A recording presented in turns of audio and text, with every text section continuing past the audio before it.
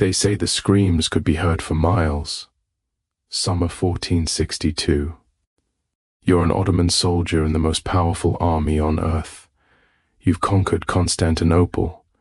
You've toppled empires.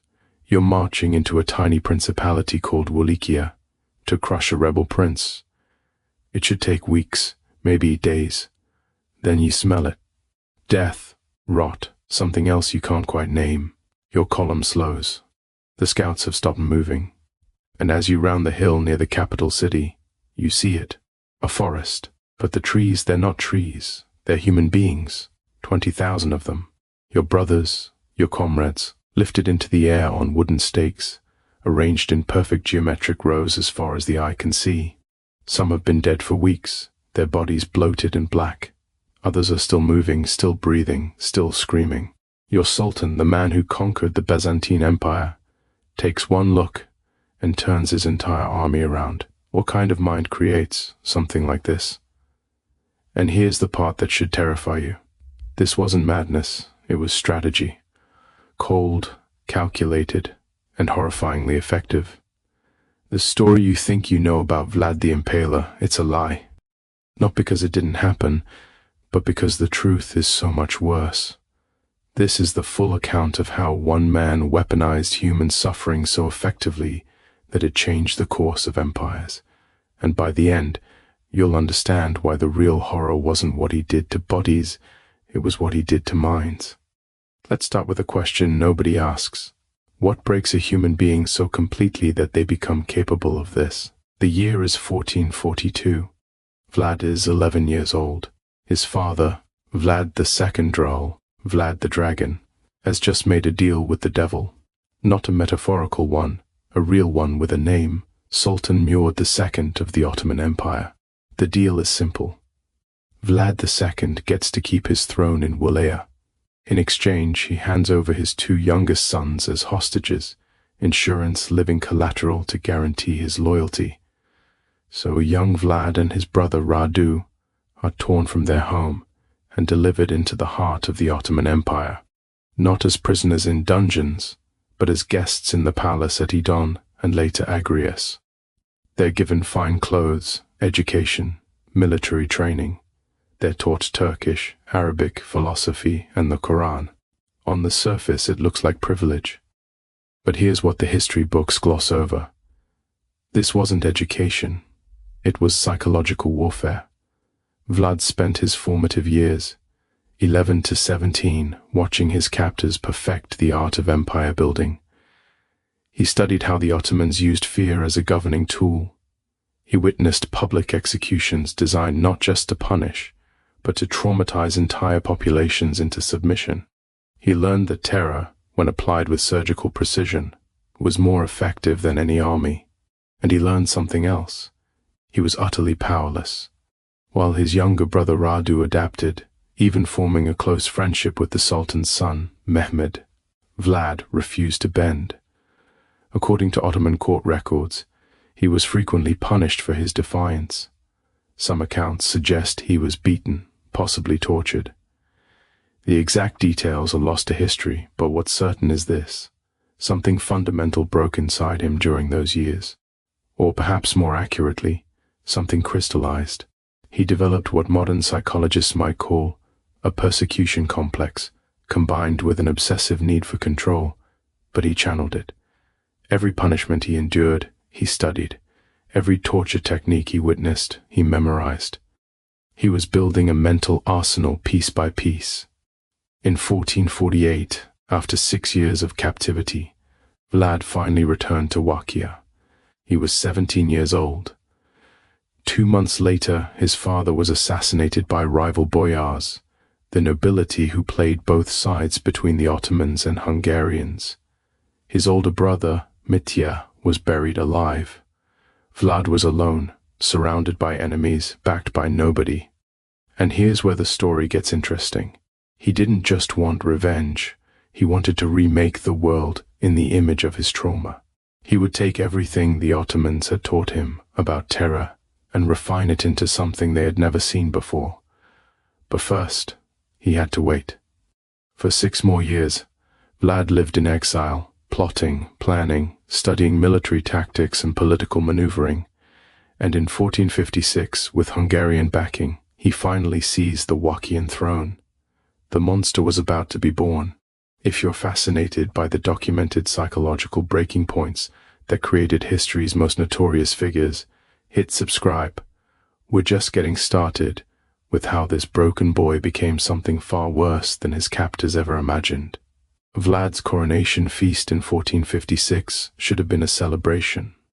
Instead, it became the blueprint for everything that followed. He invited the boy families, the same nobility who had orchestrated his father's murder and buried his brother alive.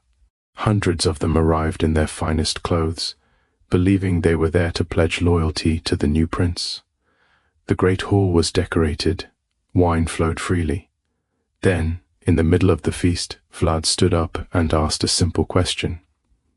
"How many princes of Wallachia have you lived through?" The older boy proudly answered 710. Some claimed to remember a dozen different rulers.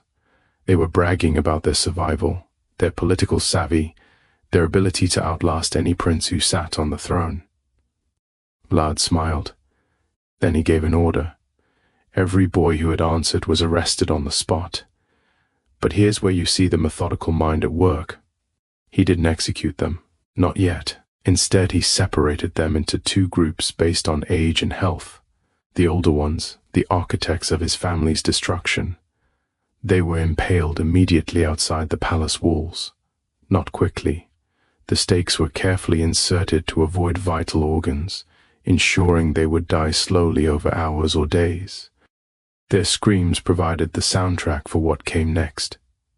The younger, stronger boyars and their families were stripped of their noble clothes and force marched 50 miles north to the ruins of Panari Castle.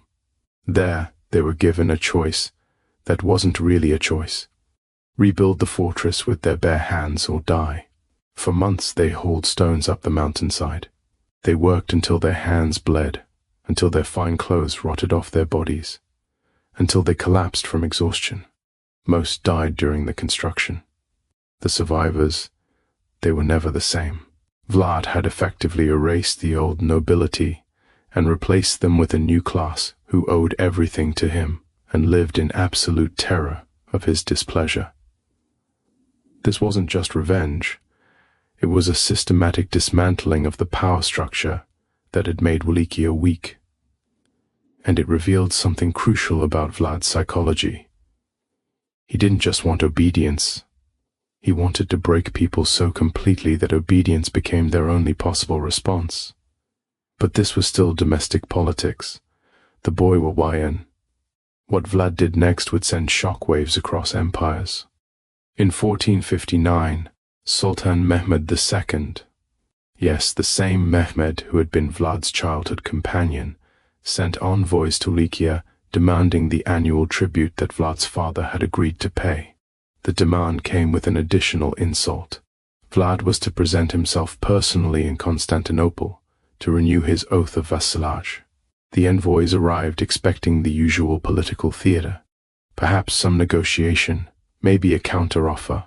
What they got was a preview of hell. When they entered Vlad's court and refused to remove their turbans, a genuine religious custom in Ottoman protocol, Vlad asked them to explain their tradition. They did, probably relieved that he seemed interested in understanding rather than offended. Vlad nodded thoughtfully. Then he said something that must have frozen their blood. "I respect a man who honors his faith so completely. Let me help you honor it forever." He ordered his guards to nail the turbans directly to their skulls. Think about the precision of that cruelty. He didn't kill them. He mutilated them in a way that was both symbolically loaded and medically calculated to ensure they'd survive the journey back to Constantinople. They were walking messages, their screams echoing across the countryside as they fled back to the Sultan. When Mehmed received his envoys, these men he'd sent in good faith, now permanently disfigured and driven half-mad by pain, he understood immediately this wasn't the childhood friend he remembered. This was something new, something that had taken the Ottoman lessons in terror and evolved them into something even the Ottomans hadn't imagined. War was now inevitable. But before that war came, Vlad had more messages to send. Here's what most people don't understand about impalement. It wasn't just execution, it was engineering. The common image, a stake driven straight through the torso, would kill almost instantly. That defeats the entire purpose. Vlad's method was far more sophisticated and infinitely more cruel. Based on contemporary medical analyses of the descriptions and surviving Ottoman accounts, here's how it actually worked. First, the victim was laid face down. The stake, carefully selected, rounded at the tip and thoroughly oiled, was inserted through the rectum. But here's the crucial detail. It was inserted at an angle specifically designed to miss all major organs and blood vessels. The victim was then slowly raised upright, and gravity did the rest. Over the course of hours or sometimes days, their own body weight would force the stake gradually upward through their torso. The path was calculated to avoid the heart, lungs, and major arteries. In some documented cases, the stake would eventually emerge through the shoulder or chest, but the victim could remain alive for up to 3 days. Why this method? Because Vlad understood something that modern psychological warfare experts now confirm. Witnessing prolonged suffering is exponentially more traumatizing than witnessing quick death. A battlefield beheading is horrific, but brief. Impalement was a performance that lasted days, complete with screams that could be heard across entire valleys. But the physical act was only one component. The real genius, if we can use such a perverted word, was in the staging. When Vlad impaled victims, he did it in public squares, along major roads, outside city gates, anywhere that would maximize visibility. He understood that word of mouth and rumor would multiply the psychological impact far beyond the actual number of victims. One impalement witnessed by 100 people would create 100 storytellers, each of whom would tell 100 more, and he refined the symbolism constantly. Stakes were different heights based on rank. Peasants near the ground, nobles higher, the highest reserved for enemy commanders. This created a grotesque visual hierarchy that reinforced his message. Everyone has a place in my world, and everyone will suffer according to their station. In some accounts, he arranged impaled victims in geometric patterns, circles, stars, concentric rings. This wasn't random sadism. It was a demonstration of control. It said, "I have so much power that I can turn human suffering into art." There's a German pamphlet from 1462, admittedly propaganda, but based on eyewitness accounts from Saxon merchants in Wallachia, that describes Vlad dining among the impaled. He allegedly had a table set up in the middle of a field of stakes, ate his meals surrounded by dying men, and seemed to enjoy the experience. Whether this specific incident happened exactly as described is debatable. But what's not debatable is the psychological message. I am so far beyond your understanding of human behavior that your horror doesn't touch me. The Saxons, who had their own complicated relationship with Vlad, circulated these pamphlets widely. They were some of the first mass-produced horror stories in European history, complete with woodcut illustrations. These images, crude but effective, spread across Europe and cemented Vlad's reputation. But here's the question nobody was asking. Was any of this working? Was terror actually an effective military strategy? Or was Vlad just a sadist with power? The answer came in the summer of 1462. And it would prove that Vlad's methods weren't just effective, they were devastatingly so. Sultan Mehmed II had finally had enough. By early 1462, Vlad had not only refused to pay tribute, but had launched raids deep into Ottoman territory south of the Danube. In one particularly brutal campaign, he crossed into Ottoman lands with a small force, and according to his own letter to the Hungarian king, killed over 23,000 people. He even kept a body count, categorizing victims by age and gender. Mehmed, who had conquered Constantinople at age 21, who had crushed rebellion after rebellion, who commanded the most powerful military machine on earth, decided to personally handle the Wallachia problem. In the spring of 1462, he assembled an army estimated between 60,000 and 90,000 men. The exact number is lost to history, but even conservative estimates put it at more than triple Wallachia's entire military-age male population. This wasn't an invasion, it was an extermination. Vlad had maybe 20,000 to 30,000 men total, many of them peasant conscripts with minimal training. A conventional battle would be a massacre. So Vlad did what he'd been planning since childhood. He refused to give them a conventional battle. As the Ottoman army entered Wallachia, they found nothing. Empty villages, poisoned wells, burned fields. Every potential source of food and water had been systematically destroyed. Vlad had ordered his own people to abandon their homes and retreat into the forests and mountains, taking their livestock with them. The Ottoman supply lines stretched longer and longer, and then the night's raids began. These weren't typical skirmishes. Vlad had trained specialized units in guerrilla warfare. Small groups of men, maybe 50 to 100, would strike Ottoman camps in the dead of night, killing sentries, setting fires, and disappearing before any organized response could form. They targeted supply wagons, pack animals, ammunition stores. The goal wasn't to defeat the army, it was to make them paranoid, exhausted, and demoralized. But the masterpiece came on the night of June 17, 1462.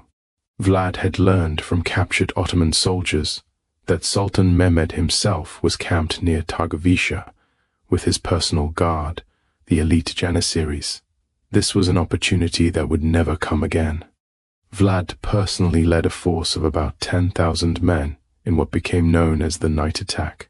Under cover of darkness, they infiltrated the massive Ottoman camp with one objective: kill the Sultan. Contemporary accounts describe absolute chaos. The Wallachians were dressed in captured Ottoman uniforms and knew enough Turkish to cause confusion. They set fire to tents, stampeded horses, and specifically targeted the section of camp where the Sultan's pavilion stood. They came within yards of Mehmed himself. Some historians believe Vlad and the Sultan were briefly in visual contact across the burning camp, but the Janissaries held, forming a defensive circle around their leader. After hours of close-quarters combat, Vlad realized he couldn't break through. He ordered a retreat, and his men vanished back into the night as suddenly as they'd appeared. The Ottoman casualties were relatively light, maybe 2,000 killed, though Ottoman sources downplay the numbers. But the psychological damage was catastrophic. The Sultan of the Ottoman Empire, in the middle of his own army, had nearly been killed by a vastly outnumbered enemy, who struck from nowhere and disappeared like ghosts. Mehmed's commanders were rattled. His soldiers were exhausted, and they were still weeks away from Constantinople, marching through a dead landscape where every shadow might hide an enemy. Then they reached the capital, and they saw what Vlad had been preparing for them. No written description can fully capture what Mehmed's army encountered on the approach to Targovica in late June 1462. But we can try. Imagine you're an Ottoman soldier. You've been marching for weeks through scorched earth.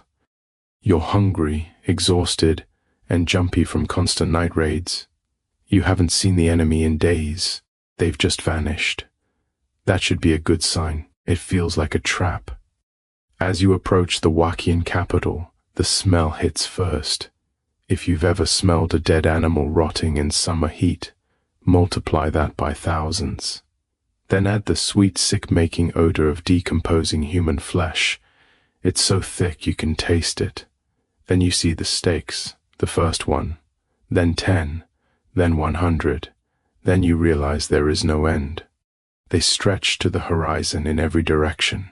Contemporary accounts say the field of impaled bodies extended for nearly 2 miles in length and over half a mile in width. Modern historians debate the exact number. Ottoman sources, probably minimizing for propaganda reasons, claim 10,000. Wallachian and Hungarian sources claim up to 20,000. The truth is probably somewhere between 15,000 and 20,000 impaled bodies. But here's what makes your skin crawl. This wasn't random. The stakes were arranged in precise geometric patterns, concentric circles radiating out from the capital height ordered rows. In some sections they form star patterns visible from elevated ground. Vlad had spent weeks, possibly months, preparing this. He'd captured Ottoman soldiers and sympathizers from earlier raids and border skirmishes. He'd kept them alive specifically for this purpose. Some of the bodies had been dead for weeks, rotting in the summer heat. Others had been impaled more recently, and some, according to multiple sources, were still alive. The Byzantine chronicler Leonikos Chalcondylis, who interviewed eyewitnesses, wrote that the moaning of the dying could be heard across the entire field. Some had been impaled for days, their bodies slowly consuming themselves, too weak to scream but still conscious. The Ottoman troops, hardened veterans who had conquered cities and slaughtered countless enemies, reportedly began vomiting. Some refused to advance further. Others started deserting in the night, willing to risk execution rather than continue through this nightmare. And at the center, on the tallest stake of all, was Hamza Pasha, a high-ranking Ottoman commander captured in an earlier skirmish. His body, dressed in the remnants of his military finery, was positioned directly facing the route of the Sultan's approach. A personal message from Vlad to Mehmed. "This is what I do to your best men. Imagine what I'll do to you." Sultan Mehmed II, remember, this is the man who watched Constantinople's walls crumble under his cannons, who had ordered his own share of executions and massacres, reportedly stopped his horse and stared in silence for several minutes. Different sources record different versions of his response, but the most widely accepted comes from Chalcondylis. It is not possible to deprive of his country a man who has done such great deeds, who knows how to put his power to such use. A man who had done such things was worth much. This wasn't praise, it was recognition. The Sultan was acknowledging that he was facing something he didn't fully understand, a mind that had taken Ottoman methods and evolved them into something even the Ottomans couldn't match. The military situation was already deteriorating. Supply lines were overstretched. The scorched earth tactics had worked. The night raids had destroyed morale. The Sultan's own commanders were advising retreat. But the forest of the impaled was the psychological breaking point. It proved that conventional military thinking didn't apply here. Vlad wasn't trying to win battles. He was trying to break minds. And it was working. Within days, Mehmed ordered a general retreat. He left a contingent under Vlad's younger brother, Radu, to continue harassing Vlad. But the Sultan himself withdrew with the main army. The most powerful military force in the world had invaded a tiny principality with overwhelming numbers and been turned back not by military defeat, but by sheer psychological warfare.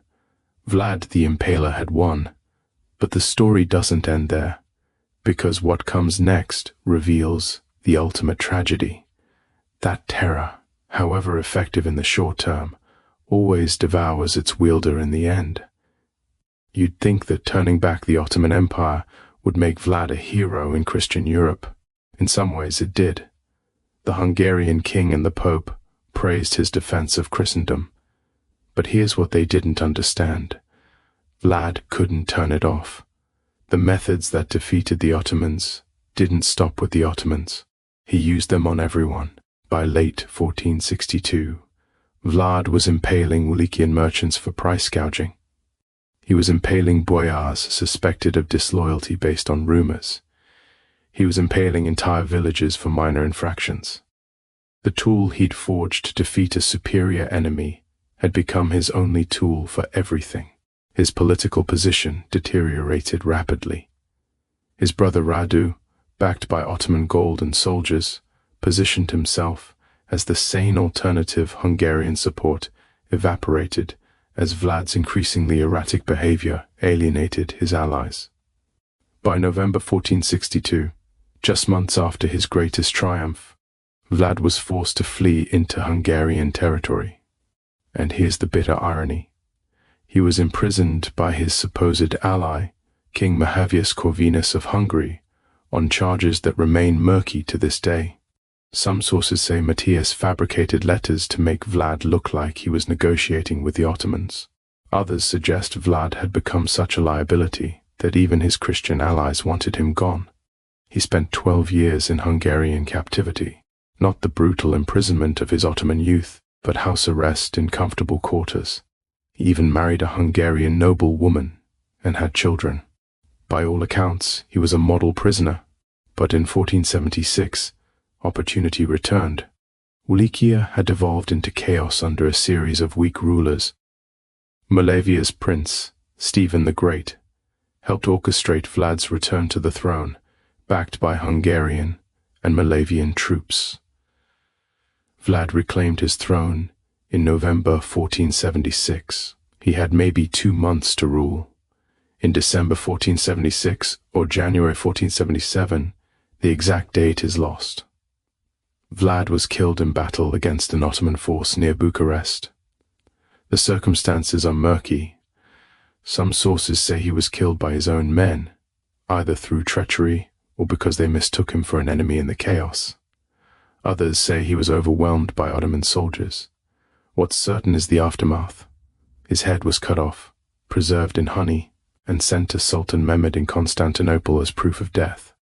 After everything, the terror, the impalement, the psychological warfare, Vlad ended up as a trophy displayed for mockery in the capital of the very empire he'd fought his entire life. His body was allegedly buried at Snagov Monastery on an island in Romania. Excavations in the 1930s found a tomb, but it was empty. To this day, no one knows where Vlad's actual remains are. So, what do we do with this story? In Romania, Vlad is often celebrated as a national hero, a brutal but effective leader who stood against overwhelming odds and preserved independence. There are statues of him. His face appears on tourist merchandise. To the rest of the world, especially after Bram Stoker's 1897 novel, Dracula loosely borrowed his name in history. Vlad became synonymous with vampirism and supernatural evil, which in a perverse way lets us off the hook. It's easier to think of him as a monster, something inhuman, than to confront the real horror. Because the real horror is this: everything Vlad did was human. Painfully, terrifyingly human. He wasn't born a monster. He was created by a system that taught him that power comes through terror, that survival requires absolute ruthlessness, that empathy is weakness. And he took those lessons and refined them to their logical extreme. The forest of the impaled wasn't madness. It was applied psychology. The night attacks weren't random violence. They were precision military strategy.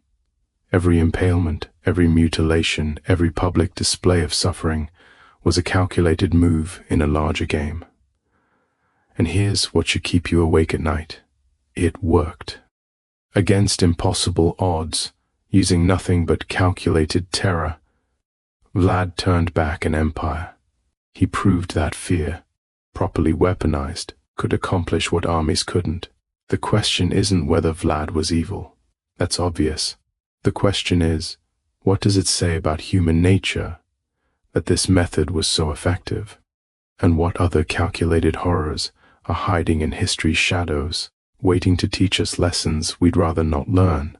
If you want to keep uncovering the uncomfortable truths that textbooks bury, subscribe, because history's darkest chapters aren't just about what happened, they're about understanding why it worked. And that's the knowledge we can't afford to forget.